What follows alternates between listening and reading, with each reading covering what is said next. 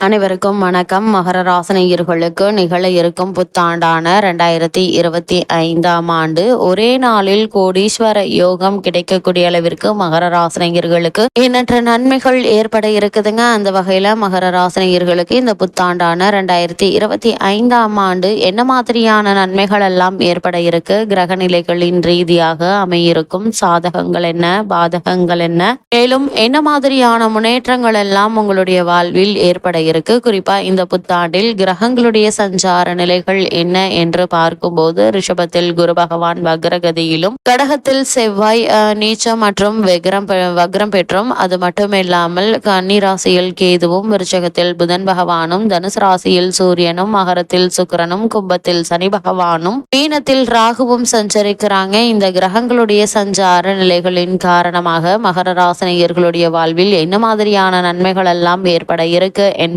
குறித்தான முழுமையான பதிவை தான் இந்த வீடியோல நம்ம விரிவா பார்க்க போகிறோம். அந்த வகையில மகர ராசினியர்களுக்கு ஒரே நாளில் கோடீஸ்வர யோகத்தை தரக்கூடிய கிரகமாக குரு மற்றும் சனியினுடைய சஞ்சாரம் அமைஞ்சிருக்குதுங்க. இந்த வகையில இந்த ஆண்டை பொறுத்த வரைக்கும் குடும்ப சனியினுடைய ஆதிக்கம் உங்களுக்கு நடைபெறுது. உங்களுடைய ராசிநாதனான சனி என்பதால ஏழரை சனியால் பெரிய இடையூறுகள் ஏற்படாதுங்க. இருந்தாலும் சனியை மந்தன் என்று அழைப்பதால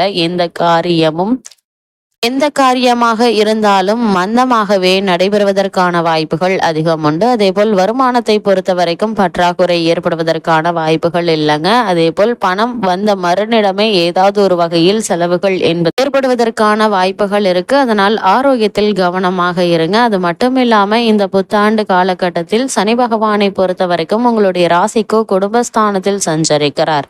அவரோடு சுக்கிரனும் இணைந்திருக்கிறாருங்க. ஏழரை சனியினுடைய முதல் சுற்றாக இருந்தால் பொருளாதார பிரச்சனையும் மன நிம்மதி குறைவும் ஏற்படும். ஆனால் அதுவே இரண்டாவது சுற்றாவது அல்லது இருப்பின் வசதி வாய்ப்பு வருங்க. மூன்றாவது மற்றும் நான்காவது சுற்று என்றால் ஆரோக்கிய தொல்லைகள் வரும். குரு வக்ர இயக்கத்தில் இருப்பது என்பது உங்களுக்கு நன்மை என்று தாங்க சொல்ல வேண்டும். விரயத்திற்கு ஏற்ற வருமானம் வந்து சேரக்கூடிய ஒரு தருணமாகவே அமையிருக்குது.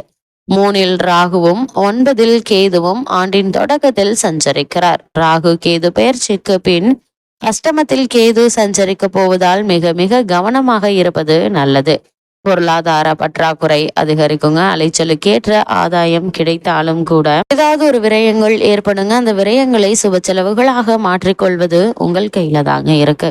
குறிப்பா இந்த ஆண்டை பொறுத்த வரைக்கும் உங்களுடைய ராசிக்கு குரு பகவான் பயிற்சியாகிறார். அதாவது 11/5/2025 அன்று குரு பகவான் மிருகசிரீஷம் 3ஆம் பாதத்தில் மிதுன ராசிக்கு பெயர்ச்சியாகிறாருங்க. இந்த பெயர்ச்சி அவரது பார்வை உங்களுடைய ராசிக்கு 2, 10, 12 ஆகிய இடங்கள்ல பதிகிறது. குருவினுடைய பார்வை 2ஆம் இடத்தில் பதிவதால் கொடுத்த வாக்கை காப்பாற்றுவீங்க.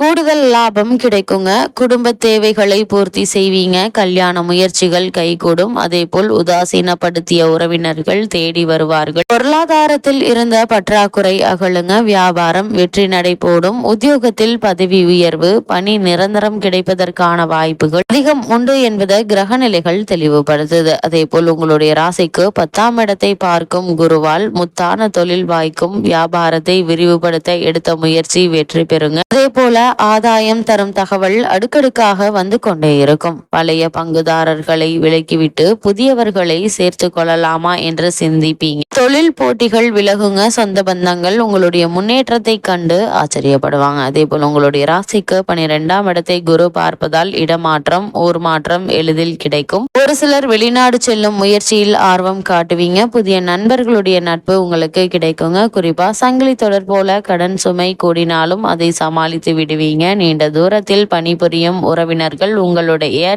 நிகழ்கால தேவைகளை பூர்த்தி செய்ய உங்களுக்கு உதவிகரமாக இருப்பாங்கங்க. இல்லத்தில் சுபகாரியங்கள் நடைபெற வழிபிறக்கக்கூடிய ஒரு தருணமாகவே இக்காலகட்டம் அமைஞ்சிருக்குது என்பதை கிரகங்களுடைய சஞ்சார நிலைகள் தெளிவாகவும் உறுதியாகவும் எடுத்துக்காட்டுது. அது மட்டும் இல்லாம மகர ராசினியர்களுக்கு இந்த புத்தாண்டான 2025ஆம் ஆண்டு மகர ராசி சேர்ந்த பெண்மணிகளுக்கு மேலும் என்ன மாதிரியான நன்மைகள் எல்லாம் ஏற்பட இருக்கு என்று பார்க்கும்போது இந்த ஆண்டை பொறுத்த வரைக்கும் குடும்பத்தில் சுப நிகழ்ச்சிகள் நடைபெறுங்க. கூட்டத்தொழில் புதிய திட்டங்களை தீட்டுவீங்க. பொருளாதார நிலை திருப்தி தருங்க. கணவன் மனைவி உறவு பலப்படும். உறவுகளுக்குள் இருந்த பிரச்சனை அகலக்கூடிய ஒரு தருணமாகவே அமையிருக்குது. தாயினுடைய உடல் நலம் சீராகுங்க. பிள்ளைகளை உங்களுடைய மேற்பார்வையில் வைத்துக் கொள்ளுங்க. அவர்களின் கல்வி சம்பந்தமாக எடுத்த முயற்சிகள் கைகூடுங்க. பணிபுரியும் பெண்மணிகளுக்கு வேலை மாற்றம் வரலாம். அரசு வேலைக்கு முயற்சித்தவர்களுக்கு அந்த வேலை கிடைத்து மகிழ்ச்சி அடையக்கூடிய தருணமாகவே அமைய இருக்குது. மகர ராசினியர்களுக்கு கிரகநிலைகளின் ரீதியாக கூறப்படும் பரிகாரம் என்ன என்று பார்க்கும்போது, இந்த வருடத்தின் தொடக்கத்திலிருந்து நவகிரக வழிபாடை நம்பிக்கையோடு வழிபடுவது எண்ணற்ற நன்மைகளை உங்களுடைய வாழ்வில் ஏற்படுத்தும்.